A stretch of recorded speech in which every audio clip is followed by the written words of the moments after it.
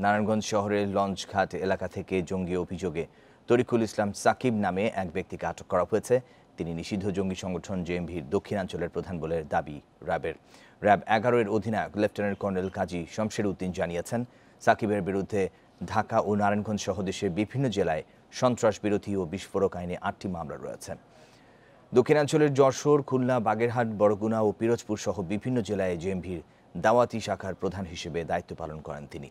এছাড়া তিনি জিজ্ঞাসাবাদে জামালপুরে যমুনার দুর্গম চরে প্রশিক্ষণ শিবির প্রতিষ্ঠার প্রক্রিয়া চালানোর কথা স্বীকার করেছেন বলে দাবি র্যাবের।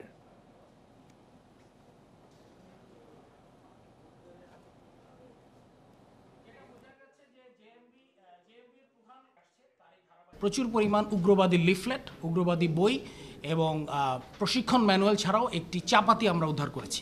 আমরা জানতে পারি যে সে একটা অস্ত্র প্রশিক্ষণ কেন্দ্র সৃষ্টি করার চেষ্টা করেছিল, যেটা জামালপুরের যমুনা নদীর প্রত্যন্ত চর অঞ্চলে।